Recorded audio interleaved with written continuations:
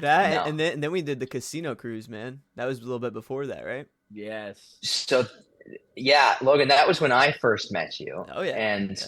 and so that was Brayden. Was that for your birthday as well? Yeah. Yeah. Yeah. Because you just turned 21 or something. How old were you turning? 20. I turned You were 21 turning this 20. year.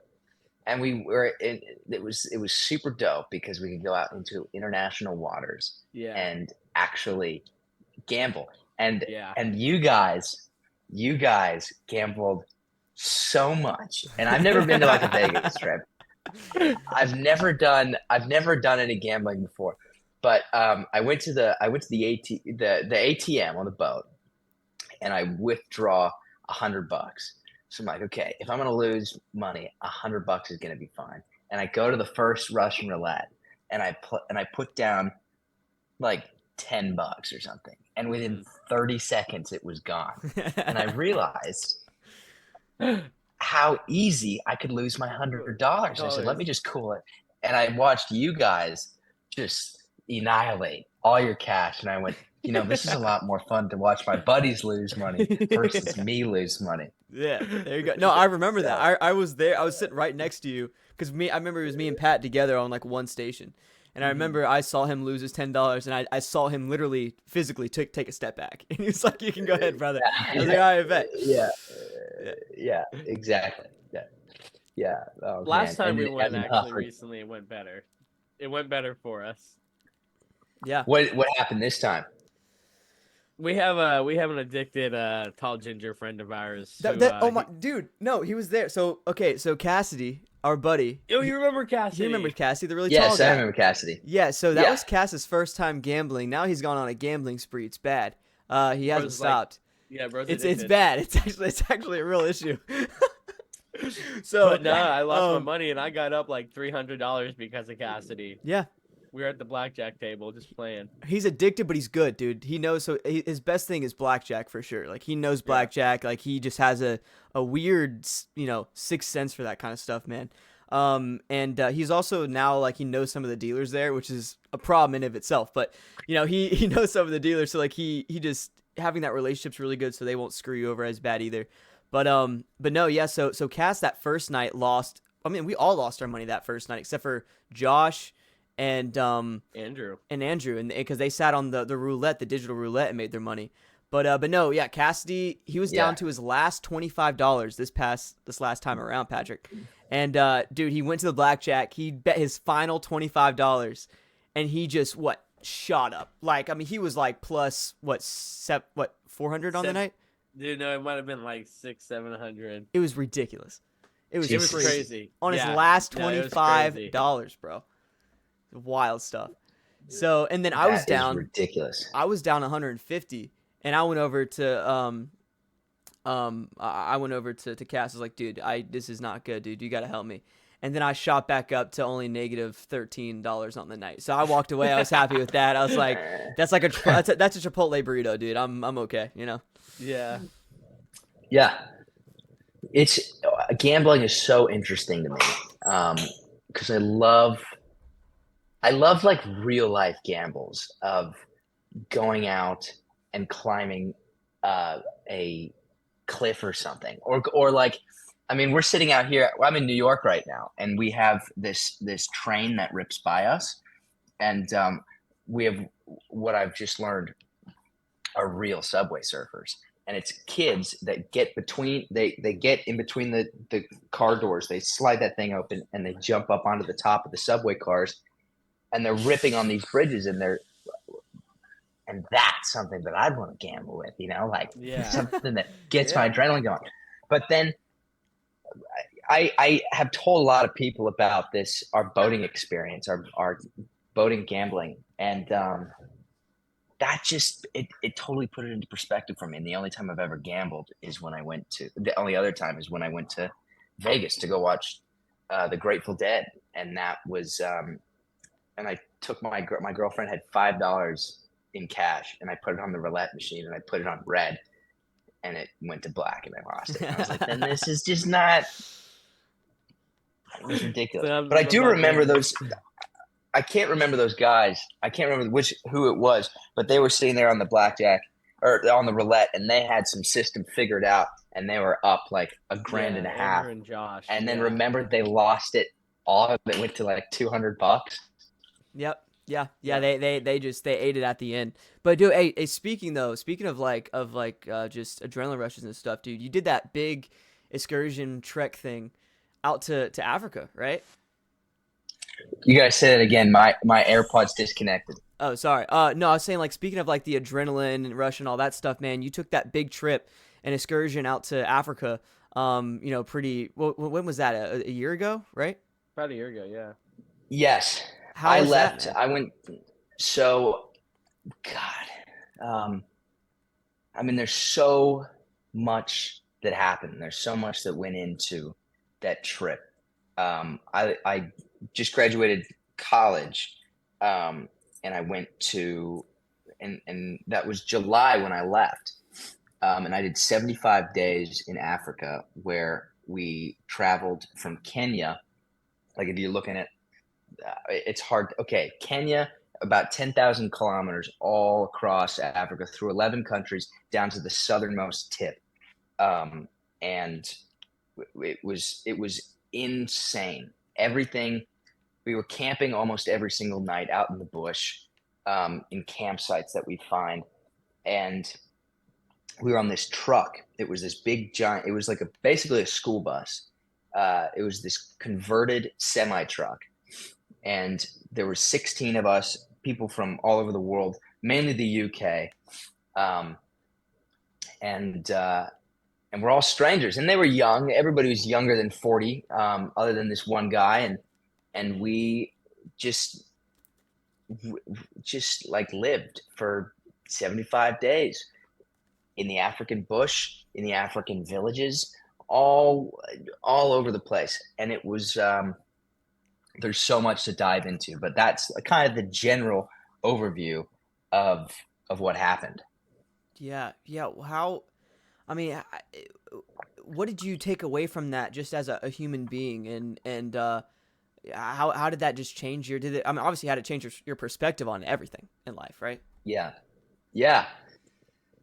Um, God, my biggest takeaway was how necessary it is to play. Um, we need. I think everybody needs to figure out some sort of an outlet of being able to play in life, if that's um, whatever it is that you need to do.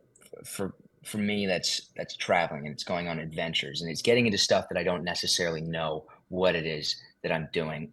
Um, I've grown up really just kind of traveling, getting all over the place since I graduated high school. Um, a month after I graduated high school, I built a bed in the back of my dad's pickup truck, and he let me take his truck, and I did a solo road trip all around the United States. You told me And about that was this. an eye opening. Yeah, that was ridiculous because I just turned 18. I I was on my own. It was a real coming of age experience. And I took a camera and I documented it all. And I have these videos up on YouTube if anybody wants to check them out. But um, I would sleep every night in this truck bed. When the weather was good, I'd sleep under the stars. Um, and I went all around. Started in Colorado, went up north into Montana, went all the way to the West Coast, went down the entire West Coast, all through California, and then back up through the Four Corners and got back up into Colorado. And that took around, I want to say, 2 months. So it wasn't that long, Mm. but for my first solo trip, it was a whirlwind, um, of so many different things. Um, and you know, part of one of the biggest things that I learned in that is how how nuts I was about trying to get lost. and there were some really healthy parts of it and some really unhealthy parts, and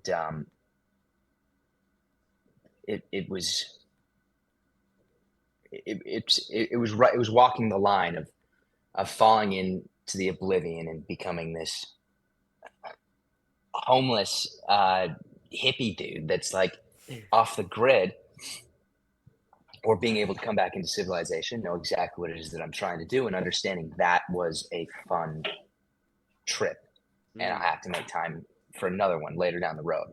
Yeah. Yeah, just learning about yourself. I mean, finding things that you Mhm. never knew were there, which is not only helping you as a person, but I think also as an actor. You know what I mean? And I Yeah, mean, look what you've done since then. Which we're gonna dive into all that, man. I mean, you're killing it, man. yeah, We're so proud of you, dude. Everything, you got a lot of momentum right now. But yeah, no, Yeah. that totally makes sense, man. You said that's on your YouTube? yeah. I have those. I have those on YouTube. Is it it's just your The, name, right? yeah, just my name, Patrick Keleher. All right. Um, Yeah, everyone go check it out.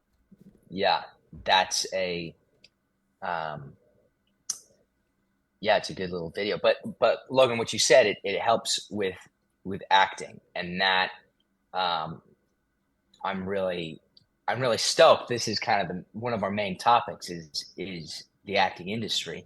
Hmm. Um, I think as actors, we need to have our own experiences, and nobody can decide what that is for you. You have to figure that out on your own. But um, I'm I know an actor that I've worked with in the past, and he's a great guy, and he's very good.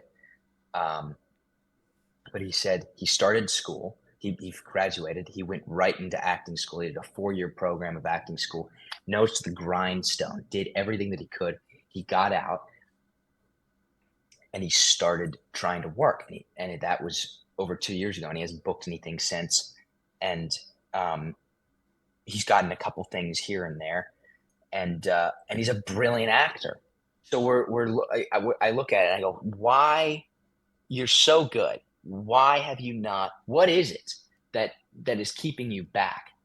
And I shared a couple of these stories of Africa and road tripping, and I lived in Paraguay for 6 months right after the road trip, and I went to Nicaragua, like all these different things. And he said, "How did you not? Why weren't you nervous about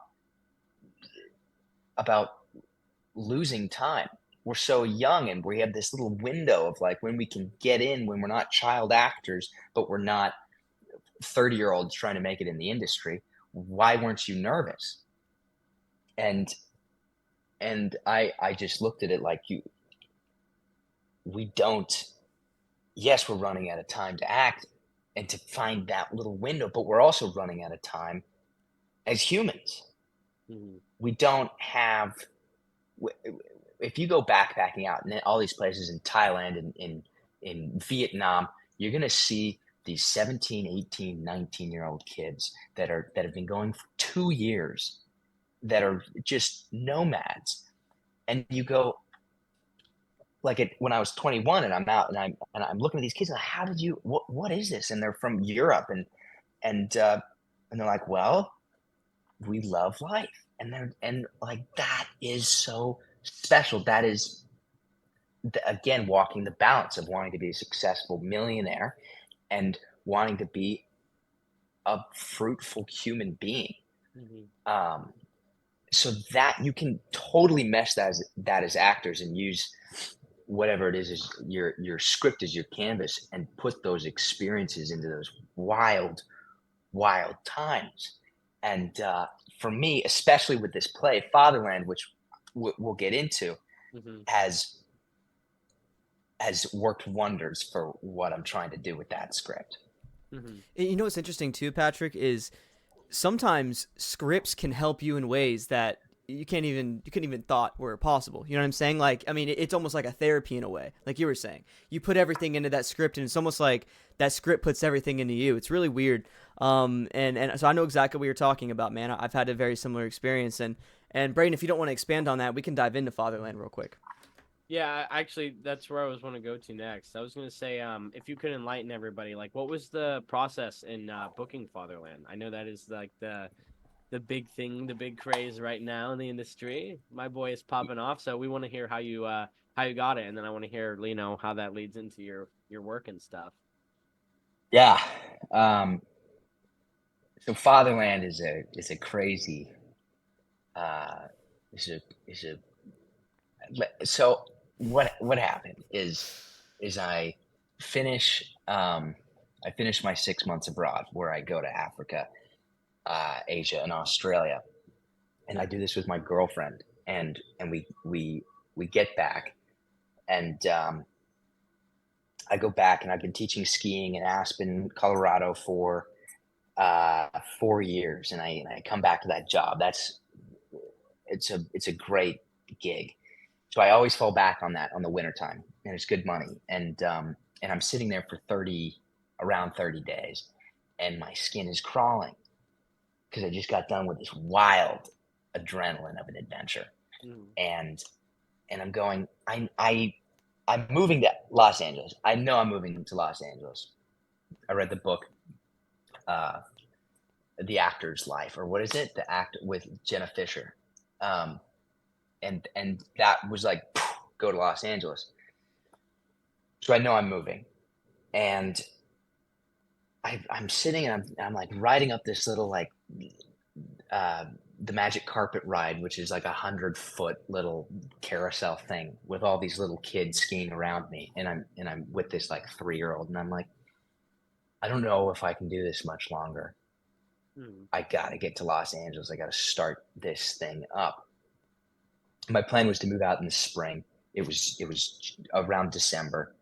And I said, well, if I'm going to move out to Los Angeles, if I'm going to quit this and just go start, or I'm going to wait until the spring and go when the ski season is done, I should probably research something. So I go home that night, and I'm thinking about theater because I grew up doing theater, and I went to film school, but I love theater, and I think theater is one of the main roots of acting. So I open up my computer, and I'm like, top theaters in Los Angeles.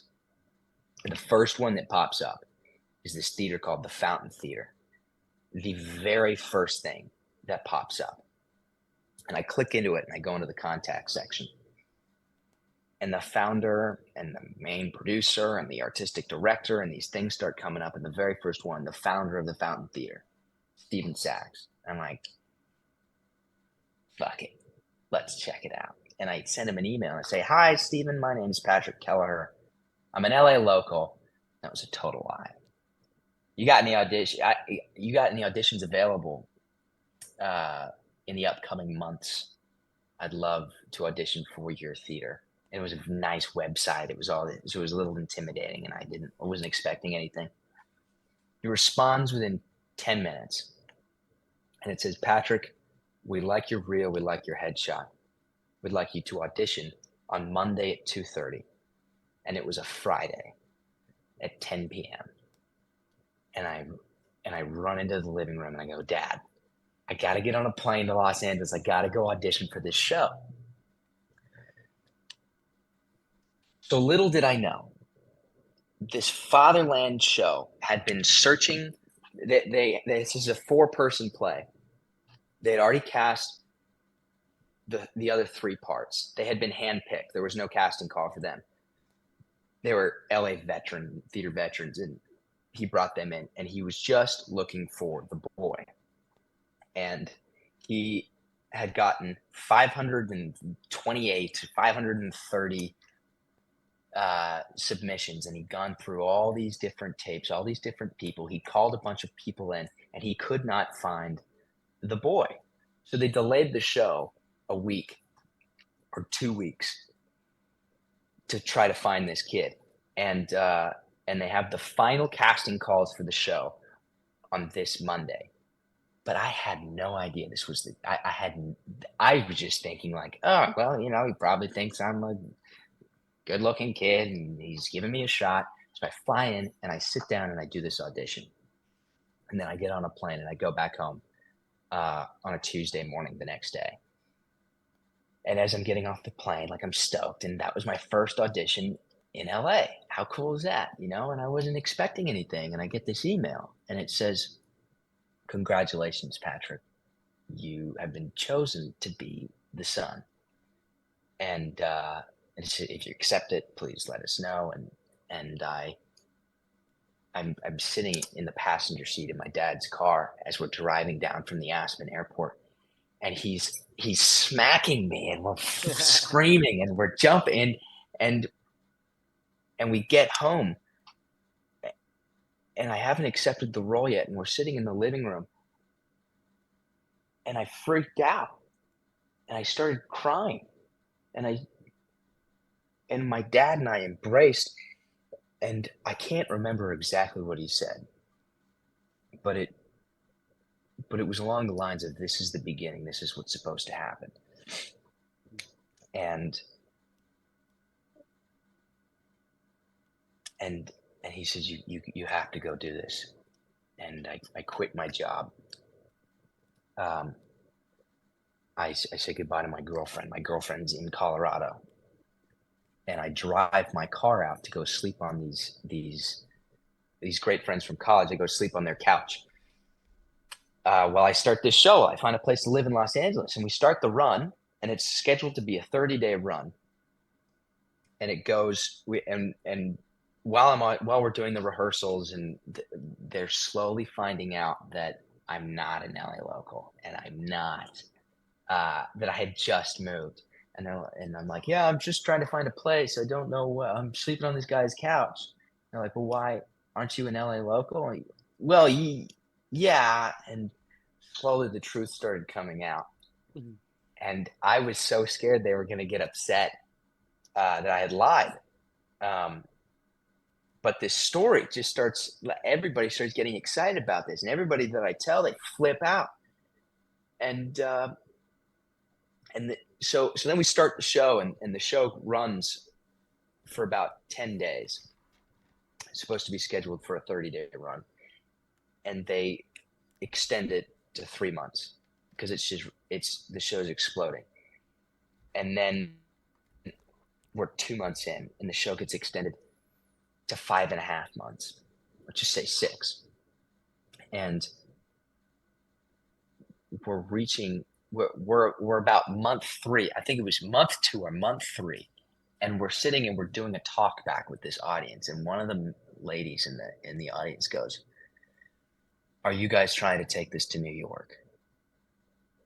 And without skipping a beat, Steven Sachs, the founder, he goes, yes, we were trying to take this to New York, but I don't know what's going to happen with it. There's going to be more information coming soon. And I fucking I went, how, what is going on? What force out there is, and I get in my car after we're done with the talk back, and I drive to the last house on Mulholland, which Mulholland Drive is this very scenic. Jim Carrey always sits up on Mulholland Drive. A lot of really nice houses, but the last house in Mulholland looks at the Hollywood sign. It is the closest you can get to the Hollywood sign while on a street. You have to hike up. And I sat there, and I got out and I hiked up and I ran up to the Hollywood sign, and I'm sitting up there and I'm praying and I'm asking God to help me with this situation, because it's already a miracle that I got into this place. If we can just propel me a little bit further, let's just give it the final push. And I don't know if it's the final push, but just a little nudge, you know. And this is a small. I don't know a lot about theater in Los Angeles, but this never happens. Shows don't go from Los Angeles to New York to off Broadway. It's it's like, what are the chances of your short film being picked up by Netflix and turned into a feature length film? Like, this is the situation that we're dealing with. Mm-hmm. And through these couple months, there's talk of it happening, and then it's not happening. And then there's talk of this happening, and then producers are getting together. Then there's a Zoom, and they say, hey, we're trying to take this to off Broadway, but you can't talk about this with anybody.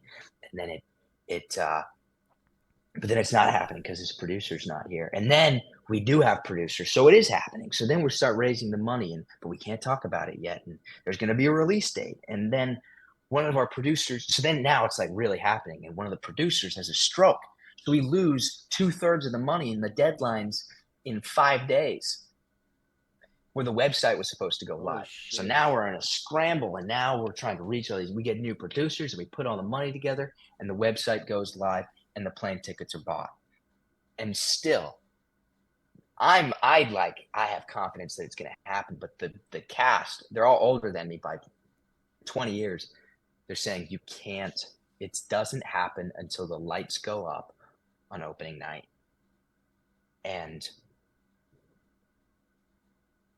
2 nights ago, the lights went up, and we sat there with each other when they call places and we're about to go on, and there's 4 of us around, and I haven't told this to anybody, so you guys are the first. This is so cool. And we're sitting around, and we just looked at each other, and we're like, remember when they got a stroke? Remember when we were sitting and nobody knew each other, and now it's happening. And I have no idea where this is going. I have no idea what God's plan is. But as of today, everything seems to be just right. And I know this is I have to be extremely grateful and gracious about the fact that this is not the average person's story, and this is really a miracle. But it's it's super exciting. Oh yeah, man, that is super exciting. That was a hell of a story. That's amazing, man. That is awesome. As you Yeah. said though, it's like it's one of those things. I think it really is like, and in like a beautiful way. Like it's a great thing. It's like a very rare.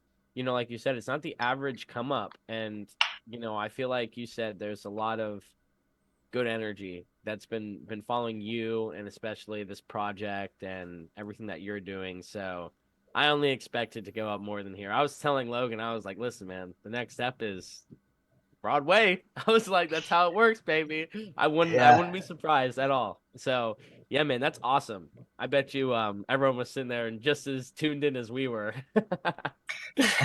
And then you had a standing ovation, right? Yeah. We got a standing O on our first night. We got a standing O last night. That's great. Yeah. That's correct. And how is the energy? Like I know, the crowd is obviously a big character of its own in theater. So how is that energy like from LA to New York? Is there a difference? Like how are you adapting to the new state as a whole? Yeah, that's a good question.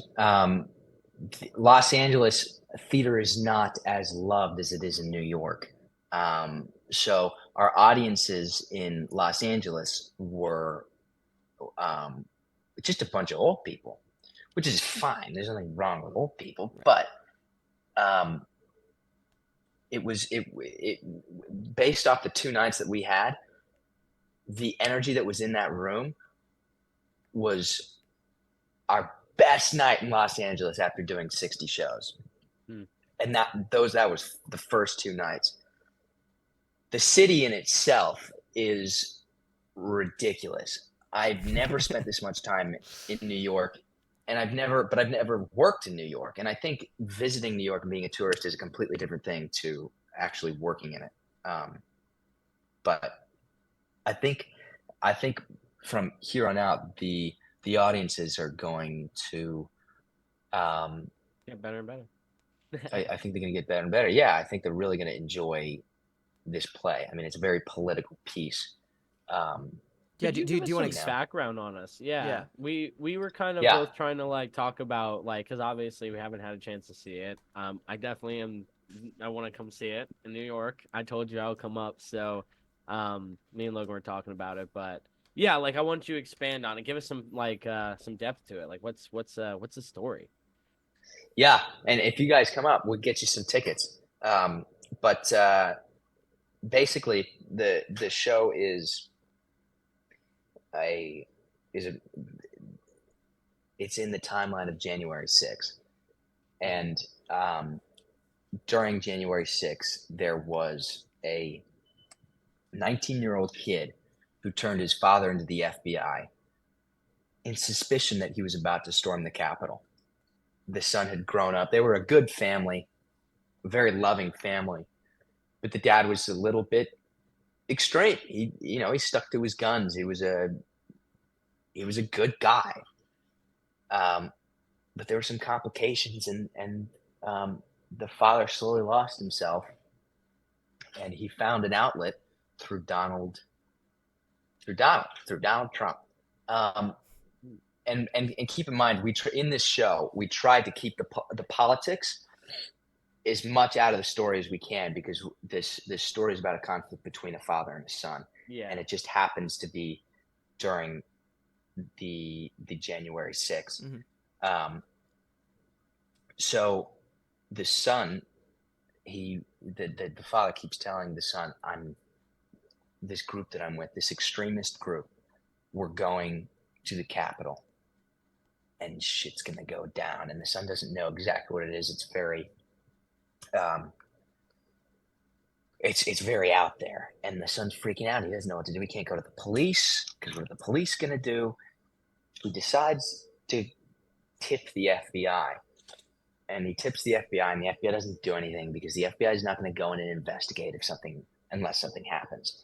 And then the Capitol happens, the storming of the Capitol, and they call the son while the Capitol storming is happening on TV, and the father gets back, and the FBI come in and they arrest his father, and they stick him in, and the rest is history. The father, and this is all a true story, so I'm not spoiling anything. This is all in the news. Yeah. But what the play dives into is the insights. Why? What was going down? Who did what? Is the son the hero, or is the son the bad guy? Yeah, right. And it's especially with this upcoming election, it's drawing in so many people. It's a very, very important piece to spread awareness around the fact that right now we're in a very red versus blue, but we need to look at it as people versus people. What is it that the people want? Why can't we go back to, we need the red, we need the blue, we need to work with each other. We can't be against each other. That's one of the underlying topics of the show. And there's so many, and it doesn't matter what side you believe in. Everybody has a takeaway. Mm-hmm. It's cool. We've had people from all sides of politics come in and come up to us and talk to us about their takeaways from the show, and it's amazing. It's an amazing piece, and I would love to watch it one day. But yeah, we got to get you guys up there. It's pretty sweet. Yeah, man. I'm down, man. I'm very excited. And just for everyone, number one, what theater and where is it? What's the time frame? What is it playing from? I know the 26th is opening night, right? Yes. So the 26th is opening night. We're doing a week of previews for the press. We are in the Manhattan Theater Club in the New York City Center Theater, and that is on 55th and 7th in New York, in Los Angeles. Yeah, in New York. Sick. Yeah. Nice. Yeah, no, man, we'll get up there. I definitely want to come see it. I grew up doing theater, so I love that stuff. And yeah, it sounds like a good show, and we're always here to support you too. So it sounds like a movement. Yeah. Sounds like the movement, my man. Yes, yeah. No, just just the way you're talking about it, man. All the different themes. It seems like one of those shows too that's just, it's gonna hit every single person in a different way, and it's about perception. You know what I'm saying? And I think you're definitely a great promoter. I'll tell you that right now, man. You got me wanting to come up there right now and check this out. So Yeah. So yeah, we'll definitely. I was talking to Brayden. We would definitely want to come up there, and everyone watching this, man.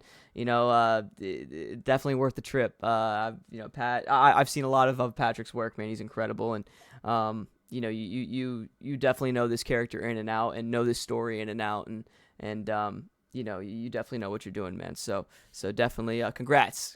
There's really Oh yeah. nothing else to say. Just keep killing it, man. This is a amazing opportunity and moment for you. Um, we love to see it. Yeah. I Thank did you, I Logan. did want to ask. Now, I don't know if you have anything more to elaborate on Fatherland, but I wanted to ask like the difference for you, coming as like I said, because I've done theater before. What's like the difference from, working on stage in live audiences in Fatherland, and then now that you've booked the Rookie, and now you're working with Mhm. these bigger stars in the industry, and you're on set a lot on an LA set, you know what I mean, Paramount, I always see the Instagram stories. I'm like, my man. Paramount. Yeah, baby.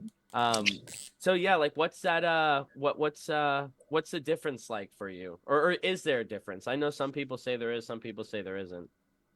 Yeah. Yeah, but I love that question, Brayden.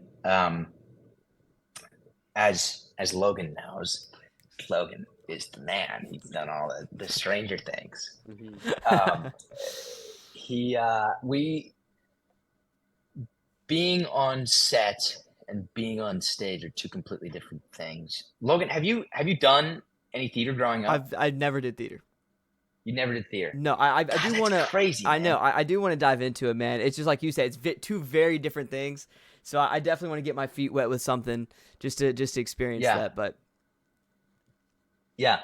That's God, that's nuts, Logan. And I think that you are a legend in itself. You've I think that's very I think that's very cool how you kind of just popped yourself into the TV world yeah, um, without ever doing any theater. It just it kind of happened. dude, Hmm. no, the whole story was like I know a lot of people, like you said, you did theater when you were younger, and a lot of people did it when they were in school and did the drama club and everything. But with me, man, I was always a sports guy, you know what I mean. And then when I realized I Uh, wasn't gonna get past 5'6", I was like, that's not gonna work out for me, man.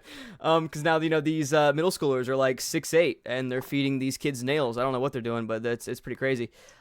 So yeah, I never got into it, man, and just kind of fell into my lap. But and then I just been going with the momentum. But yeah, theater is something. I think whenever Sweet Magnolias, ends, I think that's definitely something I want to branch off and get into, man. It's just the way that's why I love having this conversation with you, Patrick, and I love talking to my theater friends. Like, there's just a different type of rush, a different type of love, a yeah, different type of a family dynamic. You guys are all in this one moment together, and it's almost like you all against the yeah, world in a way. And I think that's just so cool, man. And so I definitely want to dive into it. yeah, yeah. No, that's I think every actor needs to experience at least an hour and a half on stage once in their life. It's crazy because Los Angeles actors, there's so many Los Angeles actors that have never been on stage before, and they're trying to go into film, which is fine. Acting is acting, and um, one of the things I would compare it to is like somebody who says I want to do football, and they've only played football their entire life. And then there's the guys who are like, I've done every single sport and I want to do football. They're still going to be just as good at football players. So I'm not comparing the quality of the actor at all. Hmm. Everybody is brilliant in their own ways.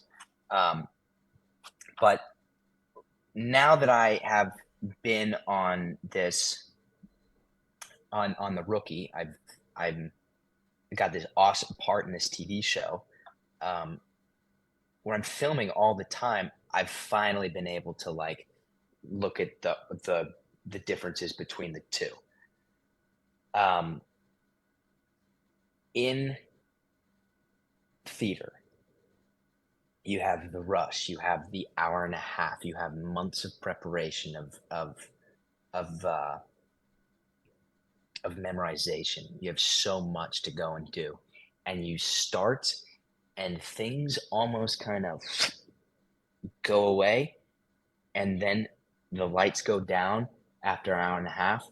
And then boom, you're back to real life. And that was an hour and a half take. That was your rush. That was your preparation. That was your creativity, your flow. That is that is acting. That's how acting started.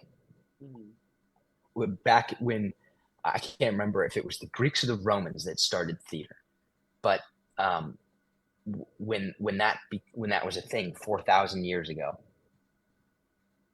that's all they had, and it's transferred into film in 1880, and now that I've gone to go do this on The Rookie, and I went to film school, and I did, and like I kind of sunk my teeth into doing film and acting on film, but it's quick. It's like drinking a bunch of coffee and jumping in and getting some shit done. You get the sides the night before, or you get your sides your week. I memorized the night before because I like to keep it fresh. I got 2 pages I got to do. Run those lines 50 times. Go in, do my shit, cut, get out, and you're done. And that's so nice. It's so refreshing because it's so simple. You got to keep it low. You got to stay level. You got to be a real person. And that's what's cool is how do I sink myself into this character, but he's a real person. Because we watch TV and we're like, we see the over actors and we're like, they're acting, but we can see they're acting. I want to watch a guy who's not acting. And that is very special. How to keep it as neutral as possible while still keeping everybody engaged. And I want to transfer that. I've always tried to transfer that into being on stage, because even on stage we walk in and we watch a performance and we go, this is kind of cheese. And then if you throw some brilliant actors in there, you're like, oh my God, this is an amazing experience. Last night we were sitting down with the understudies and we were talking about the best theater, the best actor they've ever seen. And one of these guys said, John Malkovich was one of the greatest performances he's ever seen in his life.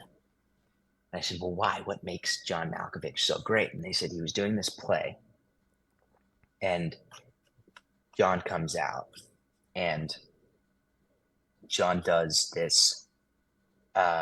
He just starts doing his line, and they were watching him, and they go, he's improvising. There's no way he's memorized these lines and started going. There's no way. And this guy George, who was telling the story, George the next day went and purchased the script at this playwright store in New York, so he could read his lines to make sure that he wasn't improvising.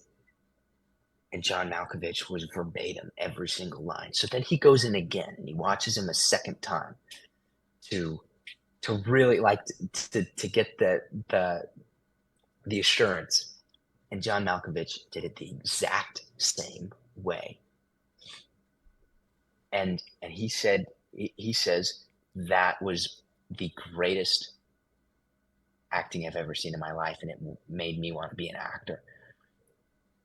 And then they call places to go to the show, and I think to myself, that's what I want to leave people with. I want to go in and do this. And also, my play is verbatim theater. Everything is pulled from court transcripts. There's nothing that has been written in the show. You can't say this show was written by Stephen Sachs. We have to say the show was conceived by Stephen Sachs because it was copy and pasted. Okay. So that is just even a little bit more of a cheat code. We have a lot of repeats where a real person would jump in and go back and then start again. But then to be able to do that for an hour and a half I have all these patterns and I have all these things of ways I've already memorized and ways I've conditioned myself. And so it's almost like a marathon doing a play. And um, one of my concerns between theater and film is I won't get the credit that I do when I'm on TV. After I booked this TV show, I was in my local newspaper. I had all these people reaching out to me. I gained like 5,000 followers on Instagram and all the like I'm up at 20K on TikTok and all this stuff. And the show hasn't even aired yet. They just released my name as one of the people that are in the show. And when the play went to New York, that never happened. And as actors, people look at us and they go, oh, they're so selfish. They're trying to just expose themselves, all this stuff. And that's our brand. We need to be popular. We need to be famous because we have to work ourselves forward through the industry. That's why the producers and the directors want us, is because that guy, that Patrick Keleher, he's famous.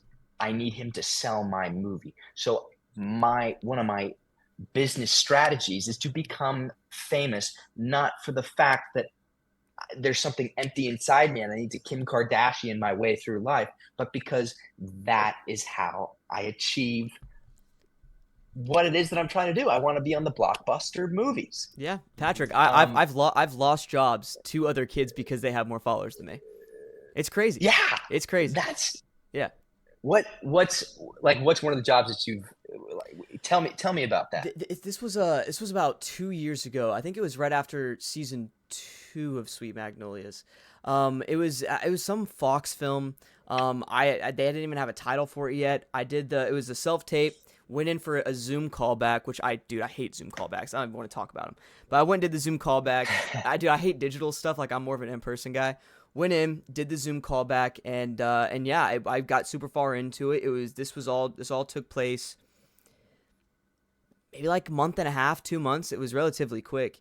And then yeah, my manager called me up and was like, yeah, they gave it to the other kid, and she was like, he just had more traction, he had more popularity, and it's a joke. I've lost roles to, I mean, Jack Champion is one guy. He gets me. He's the one dude from Avatar and Yeah, I know Scream, him. and yeah, dude, he beats me on a lot of stuff, but it's just you got to get that traction, like it's like you said, it's all about money, and if you get someone that's more well known, guess what? They have their own fan base, and they're going to bring you more money. They're going to put more money, or put more people in those seats, and gain more traction. And like you said, that's just an aspect of the job. Like, people, when you really dive into the industry, there's so many parts and pieces that just, and honestly, I think that's what makes it great when you get traction like you, Patrick. I mean, 2 amazing roles back to back like this past year and a half has been incredible for you and a great experience. And it just makes all that even better because you know what goes into that. You know these people that you're going against. You know what I'm saying? You know this. I mean, you're just this small fish in this, huge pond, and Yeah, it's really hard to really get any job. Like you said, I'm the same way, Patrick. I know so many actors that are just unbelievably talented. Like you said, every performance, I mean, they can take a poorly written script with a horrible director and just make it beautiful. They could take dummy slides from an audition and make it beautiful, and they still haven't booked anything in years.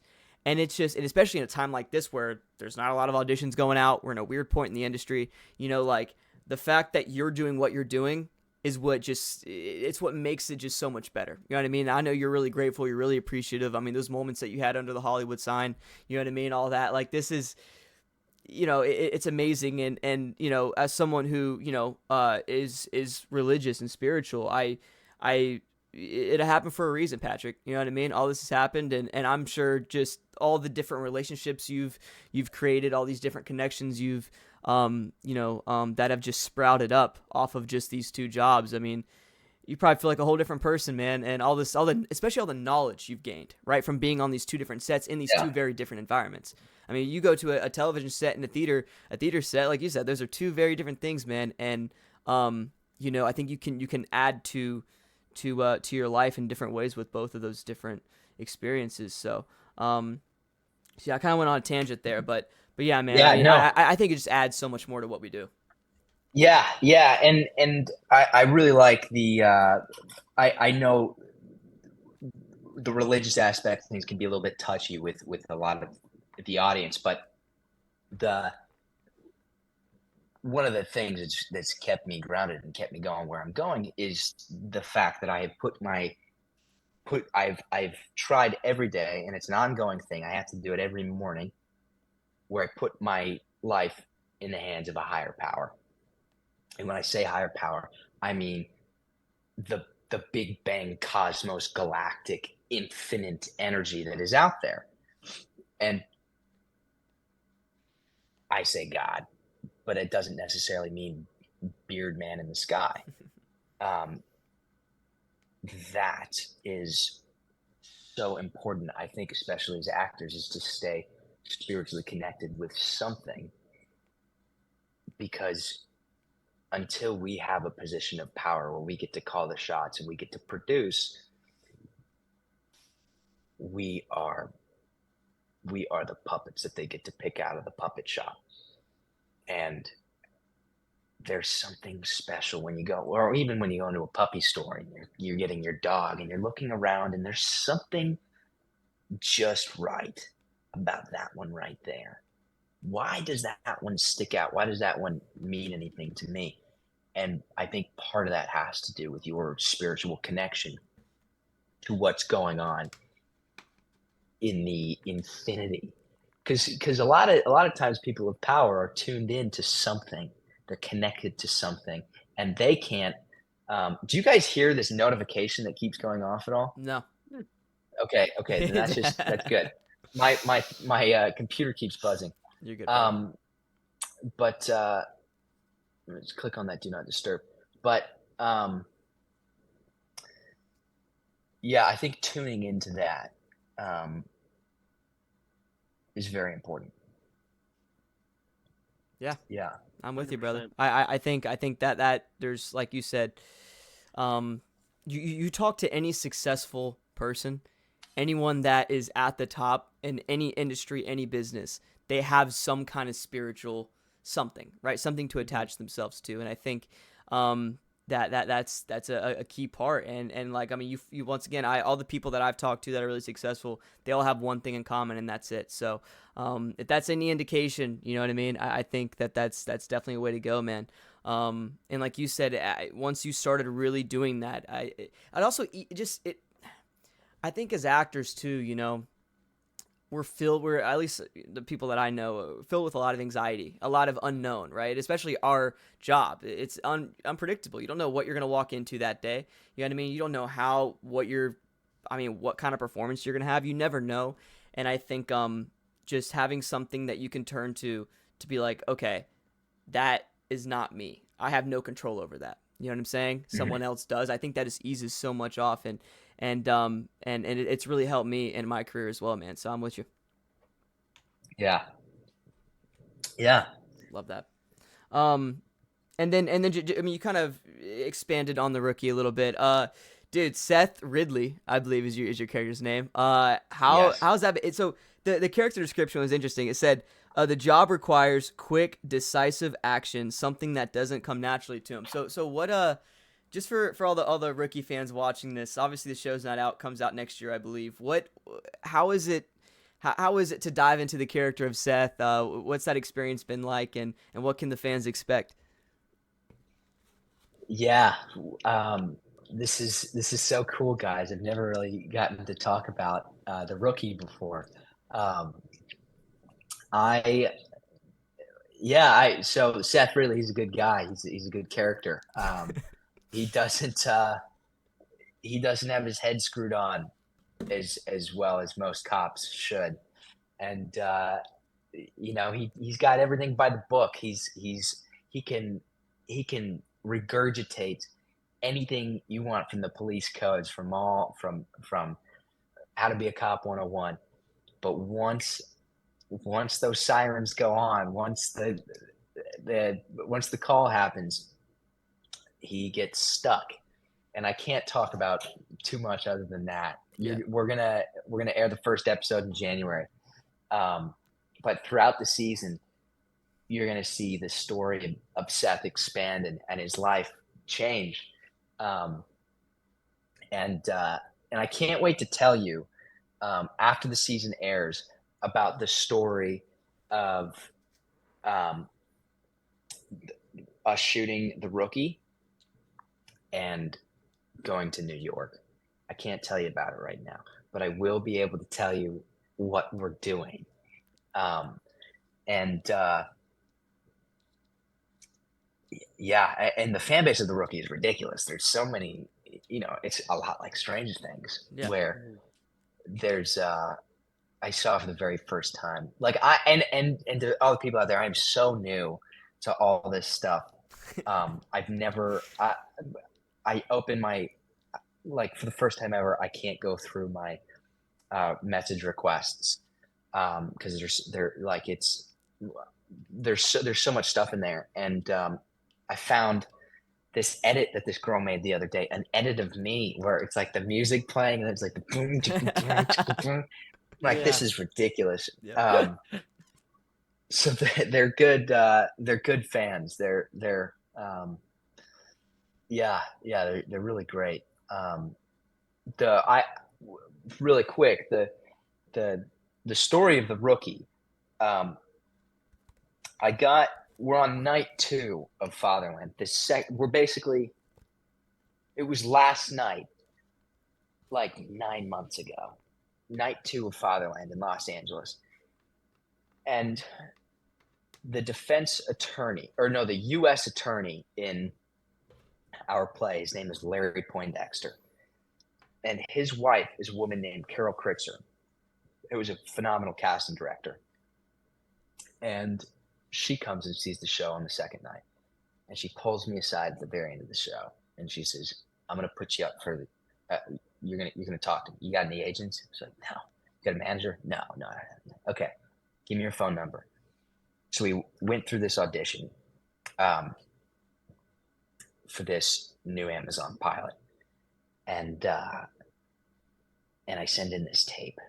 I go to this rooftop that overlooks Los Angeles with all these the lights in the background, the city in the background, because I just felt I didn't want to have a neutral gray or blue background, which all my tapes are always like that. But for some reason, I was like, well, I have to stand out in some sort of way. And so I go to this rooftop and I shoot this thing, and I send this tape in, and it's a great tape. It's an awesome part, and Carol flips out, and the next day I get a phone call from this agent, and I don't know if she wants me to say her name or not, but her name is Ro Diamond, and she represents Kaylee Cuoco on The Big Bang Theory. Mm-hmm. She got Chris Pine on his feet, and these great people. And she calls me and she says, I represent Carol Kritzer, and she just sent me your tape. I'd like to have a meeting with you. And I go in and I sit down with her, and she basically says, I want to represent you. And I said, yeah, I want you to represent me too. But this is like week 3 of me being in Los Angeles. Let's talk. Let's keep talking. And to like let me shop around. I don't have anybody to shop around. She was the first person that ever talked to me. So about a week goes by, and she says, Patrick, right now I'll act as your agent, and we will continue with this audition. And I find out that I'm up against 3,500 kids for this TV show, and I go through an audition to a callback to a callback to a callback. And Logan, you've probably gone through this a million times, but I get down to the final audition. We've gone from 3,500 kids to the final 3. And this agent calls me. She's like, Patrick, I don't know what I've auditioned for you already. We either do this or we don't do this. And I said, okay, let's do it. Let's work together. And she starts repping me, and then I don't get this part, and I'm glad I don't get this part, because if I got this part, I would have to leave Fatherland, and and I couldn't do that. So I was almost asking her, just pull me out of the race. I don't want to be a part of it. They gave it to some Australian kid. I was like, fuck, why am I up against an Australian kid? They're going to take No, the Australian no, kid. they do, bro. That's actually a thing that's happening multiple times. They like the Yeah. accent, even though they don't use the Yeah. accent in the show. They love it for interviews and press. It's actually a real thing. Pisses me off. It's ridiculous. Yeah. I That's know, it's wild. crazy because it is an attractor. I mean, if you're sitting in a bar full of people and there's an Australian, you hear an Australian accent, the first thing you're going to do is you're going to go to the Australian, right? Yep. And Yep. like, where are you from, dude? What's going on with that? Literally.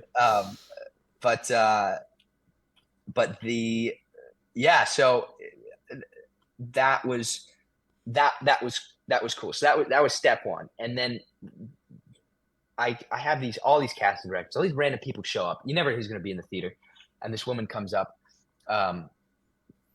and her name is Fern Castle, and she's no longer in the industry, but she was a legendary casting director, and she calls all these people for me, all these managers, and now I have all these meetings with these managers, and I show up, and all these people are coming to see my show, and I sit down, and one of the people I sit with, very first one, is this shark. I walk into their office, and it's this big, beautiful, like wonderful office, all these different places. She's the top manager, and she has all her like managers underneath her, and they all manage together, and it was kind of like a pyramid like management, which is what CAA and like the big, that's how you work when you get up to that level. And I walk in and I sit down with this woman, and she's so nasty. And she's so, are you ready to kill people to get a part? And I just went, this is, no. And I walked out, and I felt so discouraged about the film industry. And I went, this is ridiculous. If this is what this is, I don't know if I like what I'm getting into. And then I met with another manager, totally chill, totally down to earth. And then I meet with this other manager, named Kay Lieberman. And Kay and I hit it off so well. She's like my mom. And we're sitting down at lunch at this place called Aroma Cafe up in the valley. And we're sitting there. And by this time, Ro Diamond she's my agent, and her phone rings, and I look down and it says Ro Diamond. And I went, oh my God, you know Ro? And she says, yeah, Ro's one of my best friends. We have clients together. We work all the time. She's like one of the greatest agents I know. I went, let me pick up the phone. So I get the phone and I pick it up and I go, hello? And she goes, hi, is Kay there? I said, oh, hi, Ro. This is Patrick. I'm talking to Kay right now. She went, oh my God, Patrick, you're with how? So then I see this triangle where it's this agent that has come and scouted me and fought to work with me, is best friends with this manager that I love. And I went, you're the girl. Let's do it. So now we have this triangle, this awesome agent, this awesome manager. And they send me all this stuff, and we keep doing all this stuff. And I got auditions for Righteous Gemstones, for Star Trek, I don't know if I should say that, but for all these great TV shows, these great movies, and I'm in Tulum of all places, and I'm on a vacation with my girlfriend and my family, and I'm sitting in this room, and I have to audition for this TV show called The Rookie, and I knew the Rookie off of the Daddy Cop song, where like on a TikTok. Oh, I Yeah. love. Yeah, I know exactly. Yeah, what you're talking that's about. how I knew what the show was, and I was like, this is a Grey's Anatomy cop show, and I send in this janky tape recorded on an iPad, and I have the teleprompter next to the iPad because I was like, I'm on vacation, I don't want to memorize the lines. I put the teleprompter right there, and I do the whole thing, and 2 days later they call me and they say they booked you off of your tape. You start in a week, and that was fastest turn. It was so that was how The Rookie started, and even then I go in, and now it's a whole new story because it's like kid who got the TV show, and like these producers are coming up. So now I'm in the industry that I like am fucking trying to get into. Mhm. And it was amazing being able to chat and network and being on set every day for 9 hours and just having these scenes with the top dogs and having just as much dialogue as them and everybody that I talked to, they were like, you have no idea how lucky you are. You have no idea how long we've been trying to get here. And um, and it's such an out of body spiritual experience to be on a set. Like I've been it was freaking unreal. Um, and that is how The Rookie happened. That's crazy. There you go, man. What a story.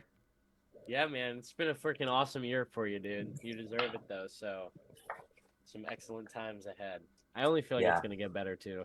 So, No question, man. No question. I mean, if you just, like you said, man, if you just stay spiritual, man, and keep that faith, that I think is really important. And you know, you've obviously you got hella talent, man, and everything's happening for a reason. The fact that you didn't even know that, you know, your agent knew her, it just shows that everything's happening for a reason for you, man. And Yep. and you're working in a period of the industry that is probably at one of its all-time lows when it comes to the amount of content flowing through, and you're working, man, two different things. It's just it's incredible, man. So I know you're grateful. I know you understand that, but you know, it's just a phenomenal position to be in, and you're not here by accident, man. So just keep working at it, brother. We're proud.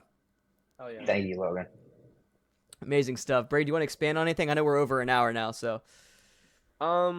Yeah, no, man. Honestly, it's just I'm happy that we were able to get you on here. I know you got a busy stuff going on, but yeah, man, ever since I met you, you know, we've been pretty close, and it's just good to see you kill it out there. I always knew it, man. We've had conversations. I always said, you know what I mean? We've had our heart to hearts. It was only time, you know what I mean? So it's a good Yeah. feeling to see you succeeding out there. It gives me hope. And yeah, I'm excited for you, man. You know, so Yeah. keep doing it, man. Well, thank you, Brayden, and yeah, I appreciate. Thanks for bringing me on, you guys. This is it's really cool. I've always, from the time that I mean, Logan, I heard about you a lot before I met you, and Brayden, when Brayden and I first met, it was because he auditioned for this film I was putting together called The Ninth Step, and Mhm. and then we've kicked it off since then. So, guys, it's been really cool to finally be on your guys' show and Yeah, man, you're our first interview back. This is for the website. You know what I mean? Yeah. This is gonna be our kind of like brand open. wow, Yeah. Yeah, the new All website you, and brother. stuff. So yeah, wow, no, that's brilliant. Well, thank you guys. hell yeah, man. Thank It you, was brother. an honor to talk to you again, man. We'll We see you haven't really soon, got man. to see you like this. So, and yeah, we will see you soon. We're gonna come see the show. Yeah, well, let me know. I'll get you guys some tickets, and it'll be a good time. Oh, dude, don't have to tell me twice. Tickets bought. my plane Yeah. tickets bought. There you go. Well, Brilliant. we appreciate you, Patrick, man. Keep killing it, brother, and we'll definitely all stay in contact, man. Hell yeah. Yeah.